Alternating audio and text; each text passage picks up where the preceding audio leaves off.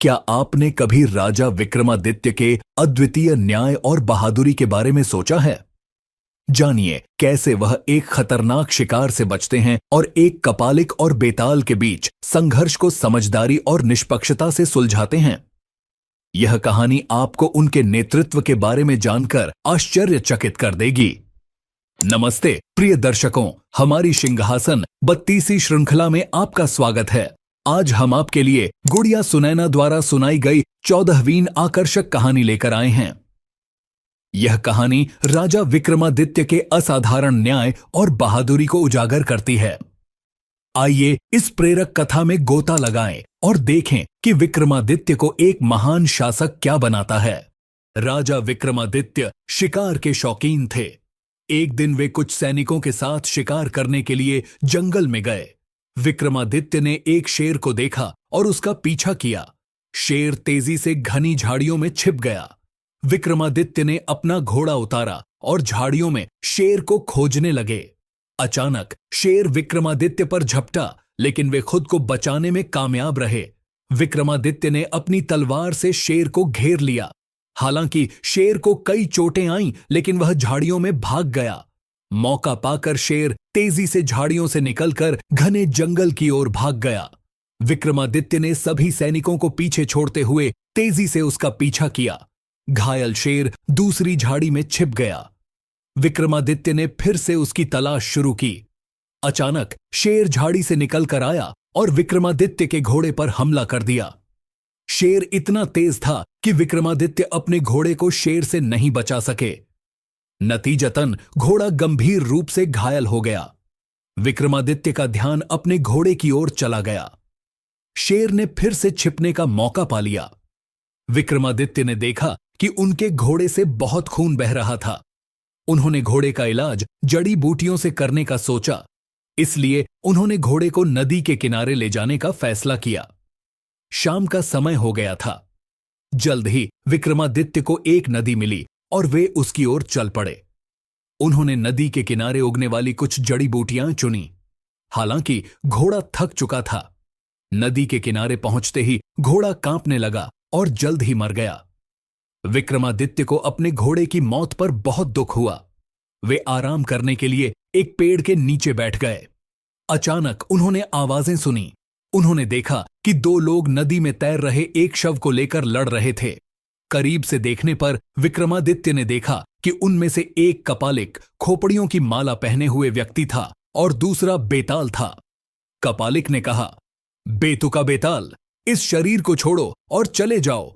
मुझे इस शव के साथ एक अनुष्ठान करना है। मैं बहुत समय से शव का इंतजार कर रहा हूं। वे दोनों एक दूसरे से लड़ते और बहस करते रहे। जब विक्रमादित्य ने यह देखा तो वे उनके पास गए। कापालिक ने राजा विक्रमादित्य को देखा और बेताल से कहा, वह राजा जैसा दिखता है और वह हमें न्याय दिला सकता है। चलो उसकी मदद लेते हैं। बेताल ने उसकी बात मान ली और वे दोनों विक्रमादित्य के पास गए। उन्हें मामले के बारे में विस्तार से बताया और न्याय की गुहार लगाई। सबसे पहले आपको मुझसे वादा करना होगा कि आप किसी भी कीमत पर मेरे फैसले को स्वीकार करेंगे। एक और बात, आपको मेरी सेवा के लिए शुल्क देना होगा, राजा विक्रमादित्य ने कहा। कापालिक और बेताल दोनों विक्रमादित्य की बात से सहमत थे। कापालिक ने विक्रमादित्य को एक बोरी दी और कहा, यह एक जादुई बोरी है, आप जो भी मांगेंगे यह आपको देगी। विक्रमादित्य ने कापालिक से बोरी स्वीकार कर ली। फिर बेताल ने राजा को एक मोहिनी लकड़ी का एक ताबीज दिया और कहा, यदि आप इसे रगड़ेंगे और इसका लेप अपने माथे पर लगाएंगे तो आप अदृश्य हो जाएंगे। राजा विक्रमादित्य ने दोनों वस्तुएं स्वीकार कर लीं और बेताल से कहा, देखो, तुम्हें अपनी भूख मिटाने के लिए इस शव की जरूरत है, जबकि कापालिक को अनुष्ठान करने के लिए इसकी जरूरत है। तुम किसी अन्य मृत जानवर को खाकर भी अपनी भूख मिटा सकते हो। अगर मैं तुम्हें कोई मृत जानवर दे दूं तो क्या तुम इस शव को छोड़ दोगे? क्यों नहीं, मुझे बस अपनी भूख मिटानी है, बेताल ने कहा। अपने मृत घोड़े की ओर इशारा करते हुए विक्रमादित्य ने कहा, उस घोड़े को देखो, यह मेरा घोड़ा है जो कुछ मिनट पहले मर गया है। तुम इसे ले सकते हो। बेताल खुश हुआ, राजा को धन्यवाद दिया और चला गया। इसके बाद विक्रमादित्य कापालिक की ओर मुड़ा और बोला, इस शरीर की जरूरत तुम्हें बेताल से ज्यादा है।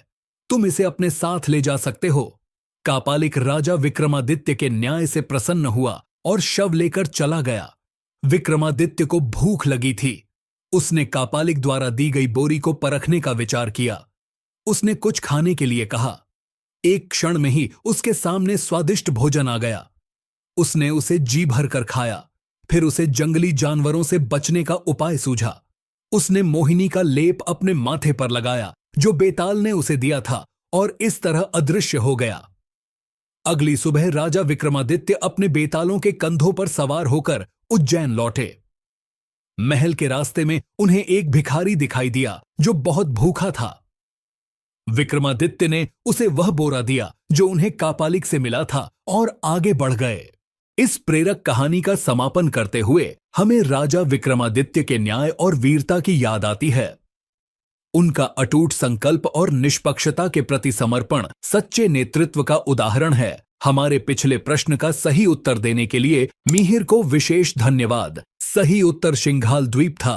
अब आज के प्रश्न के लिए राजा कीर्तिध्वज को हर दिन सोने के सिक्के कैसे मिलते हैं? हमारे अगले वीडियो में शामिल होने के अवसर के लिए अपना उत्तर कमेंट्स में दें। देखने के लिए धन्यवाद। अगर आपको यह कहानी पसंद आई है तो कृपया वीडियो को लाइक करें, इसे अपने दोस्तों के साथ साझा करें और हिंदू पौराणिक कथाओं और इतिहास की ओर भी आकर्षक कहानियों के लिए हमारे चैनल को सब्सक्राइब करें। सिंहासन बत्तीसी की अगली आकर्षक कहानी के लिए बने रहें। नमस्ते।